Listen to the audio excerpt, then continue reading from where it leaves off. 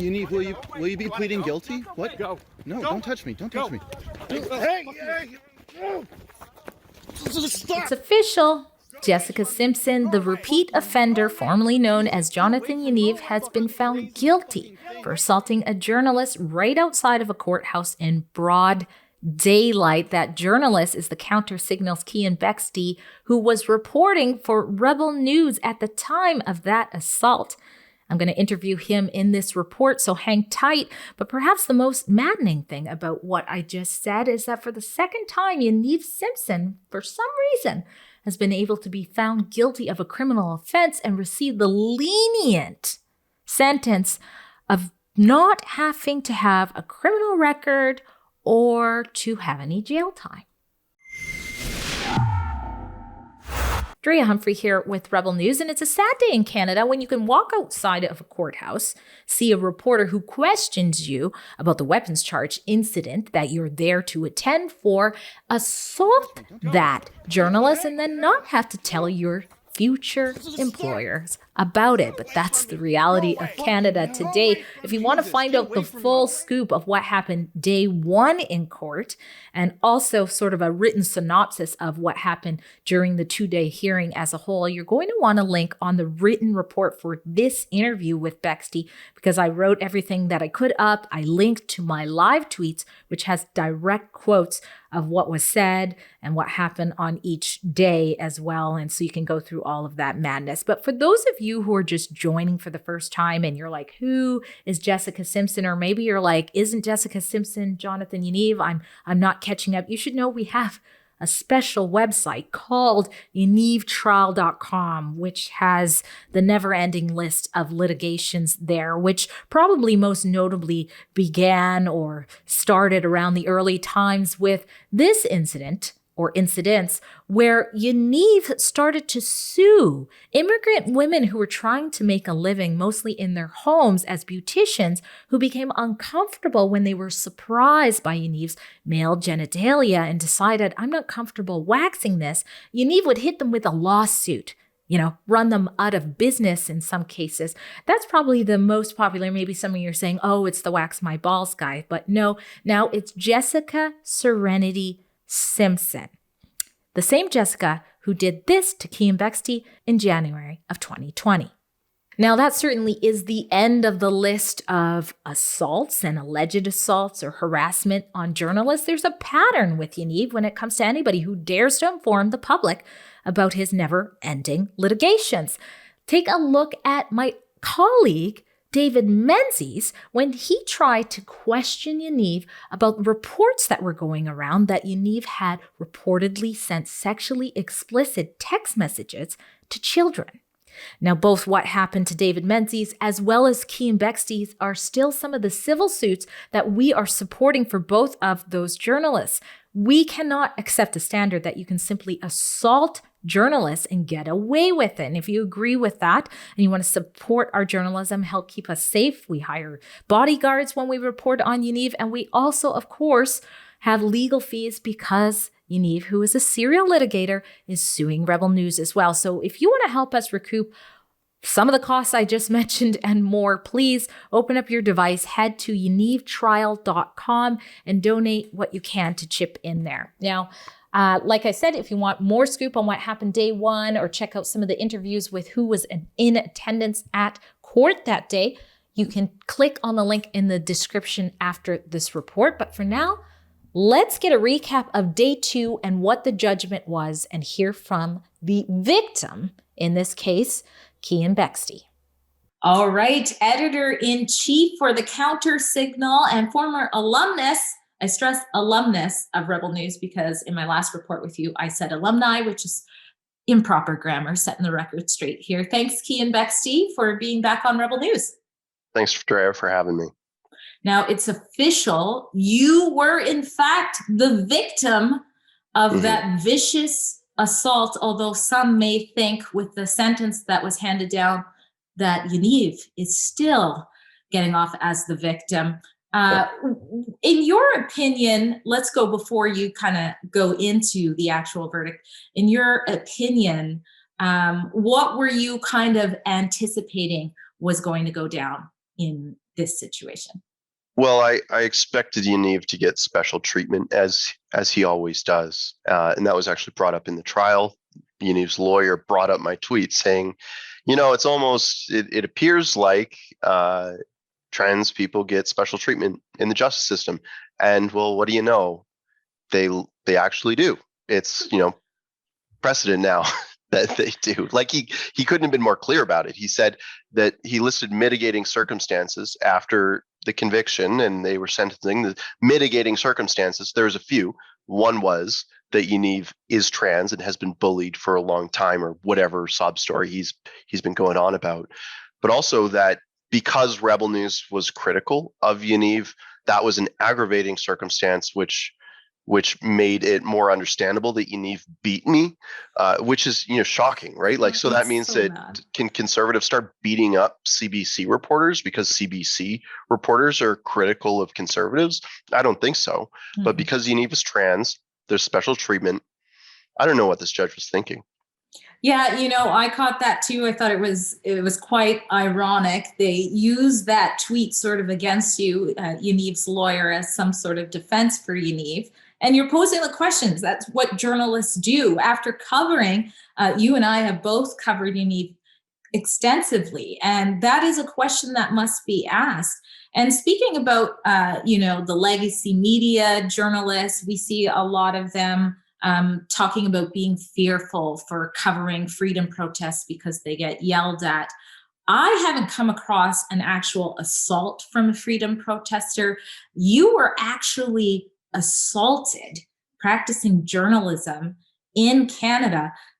What was going through your mind while the assault was happening?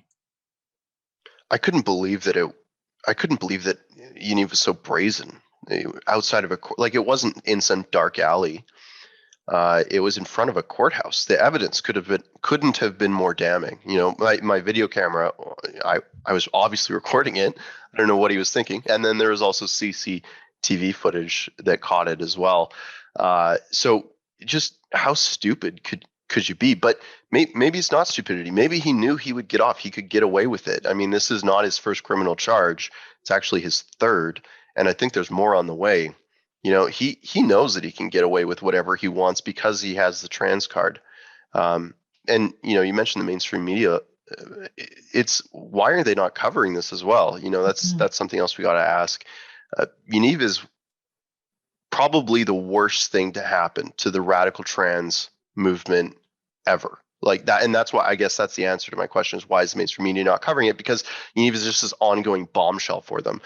Whenever someone labels Yaniv as a trans activist, then it does damage to their movement. So they try to sweep Yaniv under the rug, which is hard to do with a whale.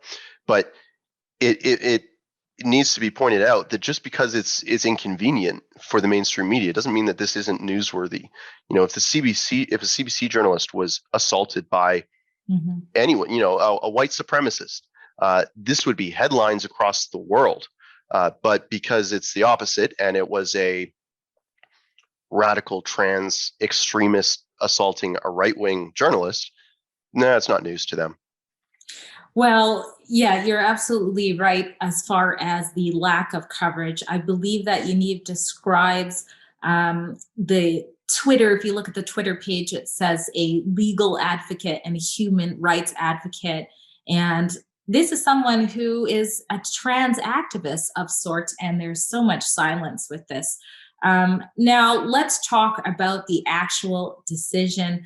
Judge Jette gave lists of his mitigating factors. Yaniv was found guilty for the second time of a criminal offense and was given this special, even according to the judge, it's rare. I think the term the judge uses, it's usually a one-time thing. One per customer. Yeah, one per customer thing. So let's just tell the people. So we've got a guilty verdict with no criminal record for the second time, and also no DNA disclosure. So, like you said, this is a brazen assault that took place right out front of the courthouse. And it's certainly not the only time Yaniv has walked out when supposed to be on good behavior and done something. Here's a video of alleged threats being yelled at a disabled independent journalist right here. Don't follow me. Get away. Don't follow me. Don't follow me, Donald. Come near me, man. I will. No, I'm asking you not to come near me. So stay over there and back off. Don't need to. This is public. Go ahead, Cross the road. Public. Don't follow me. You want me to run you over? We got that as a threat now.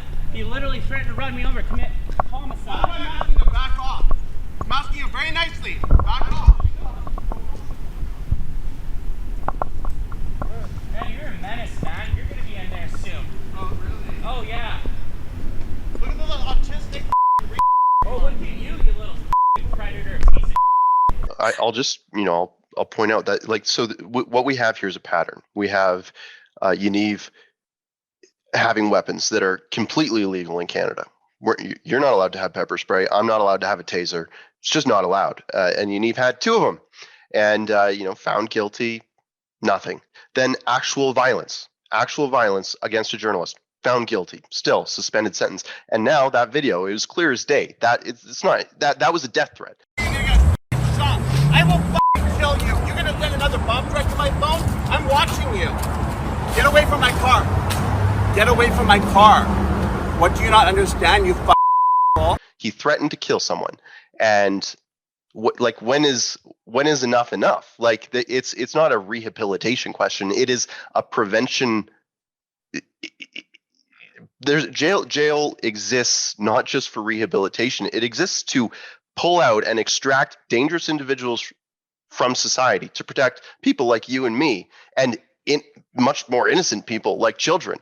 Yaniv should be in jail. Yaniv deserves to be in jail, but because of our justice system, because of how much of a failure it is, he's not. Why is Tamara Lynch, this protester this Albertan protester who went to Ottawa, who exercised her constitutionally protected rights to protest, why was she thrown behind bars for months for breaking no real law and doing what any protester should expect to be able to do in a democracy? Why was she thrown behind bars, but Yaniv was able to walk free? Tamara Lynch wasn't walking around beating up CBC journalists and threatening to kill people and carrying prohibited weapons. She just carried some signs around with a message that was damaging to Trudeau. She gets locked up, but Yaniv gets to walk free. That's insane. Well, and one of the mitigating factors that the judge said he concerned was taking the interest of Yaniv's age as well as aspirations to work in a law career, and says that taking those interests wasn't contrary to public interest. Yet here we see next month, we have another case that I will be reporting on, which is alleged utter threats to activist Chris Elston. Stop. I will kill you. So when these judges keep giving these types of sentence, is that really in the public interest? I knew that the Crown prosecutor was going to be seeking a suspended sentence for months now. We've been speaking and talking about what was going to happen, and he called me, told me what his plan was, and if I was okay with it. And I told him, obviously not. No, this is insane. Yaniv needs to be in jail. He said, well, we can't really ask for that. It's not fair because this is being tried as Yaniv is being tried as a first-time offender. And I was like, what do you mean? There's two criminal charges on him before he did this. That's why I was at the courthouse. And his response to me was, oh, but he wasn't found guilty for that by the time he had committed the offense. So even though it's three criminal charges, they're all first-time offenses, because unless you've been sentenced, you can't be expected by the justice system to have learned that what you did was bad and you should start being an upstanding citizen. Doesn't make sense to me, but that was his reasoning. So now maybe that this alleged assault against an elderly person happened after a conviction. I think if my timeline's right on that, maybe we'll get some justice on this. But the Crown prosecutor also, for some background on it, because I found it interesting, he said Surrey is a high crime tolerant jurisdiction. Oh, okay. So we're used to it. So just keep letting it out. Yeah. He said if this had happened in a small town in Alberta and a small town judge saw the facts and had to hand out a penalty, it might have been more serious. But because judges like this judge deal with murders, kidnappings, and high profile crime like that, then in comparison, they're going to give more lenient sentences. And I thought, what a load. What a load of crap. It's shocking to me that that's just that crime is relative depending on where you live in Canada. It makes me sad for people who live in big cities. Now, speaking of load of crap, what did you think about the defense? I slipped, I fell, I used you to rebalance, and then I simply tried to push you or turn off your camera. What did you think about that? I mean, you can look at the video that I recorded, and it very clearly. I mean, I don't know if the Crown prosecutor argued this well enough, or if the judge didn't really understand what was going on or didn't watch the videos side by side at the same time. But you can watch my video and see exactly when Yaniv launches his fist at me, that his foot is firmly planted on concrete, salted concrete. There was a patch, actually, like it was a hole in the argument. There was snow some places in the area, but at that time when he launched his fist at me, it was firmly on concrete. There was no question about it. It was such a reach on the part of his lawyer. I couldn't believe it. It was almost comical. But so much of his defense was comical, right? Like he said he was 40 pounds heavier than me, trying to play down the fact that not only is he morbidly obese, but also could do serious damage to someone who, I'm not a small and petite person, but compared to Jonathan Yaniv, who is easily over 100 pounds heavier than me and a couple inches taller than me, very manly figure. The whole defense was a joke, and somehow it managed to get Yaniv off of prison time. I couldn't believe it. Right. So I believe the sentence is 14 months probation, counseling, has to stay a certain distance away from you, and report to a parole officer, which it appears Yaniv could get removed based on certain circumstances. Something else surprising to me with the no criminal record for the second time, no jail time, is that the Judge Jate, looked at that silly defense and found that not to be true. And that is what Yaniv testified to being true. So there was no remorse here. There was no, I'm sorry for what I did. There's no pleading guilty and saying, yes, I did this and I want to change. And that, I think, is the most remarkable piece of Yaniv getting this secondary conditional discharge. And one would have to ask, what is Yaniv's secret with that? In closing, is there anything else you wanted to add about this ordeal and your assault? Well, Yaniv deserves justice. Yaniv deserves to be behind bars, but also is sort of like a point of self-respect. And this is one of the best things about having worked for Rebel News and Ezra, is that he always stood by us, right? And you know that as well as I do. He didn't just beat me; he also beat David Menzies with a cane, with a weapon. So that there's the criminal case that just wrapped up, but there's also a civil case, and there's still this process going on. And I think actually Yaniv is countersuing Rebel. I'm not sure what's going on right now, but I'm sure it's updated at yanivtrial.com.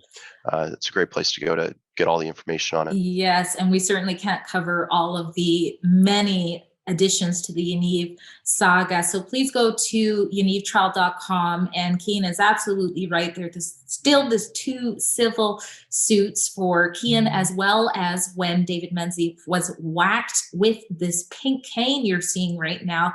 And of course, no surprise, the serial litigant is suing Rebel News. So we definitely need your help to keep those cases going strong, because as you can see by no legacy media, from what I've seen so far reporting on this, if we're not around and we're getting beat up to bring you this story, no one is going to do it.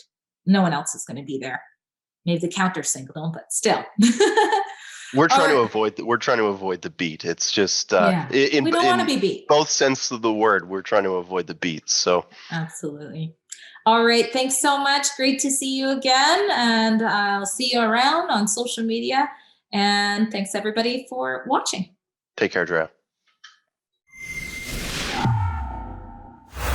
There you have it. That's Keean Bexte. I'm Drea Humphrey for Rebel News. Once again, we have to ask, could you please, if you can, go to yanivtrial.com, chip in to help us cover the many costs it's taken to bring you such reports. I'm Drea Humphrey again. This is Rebel News.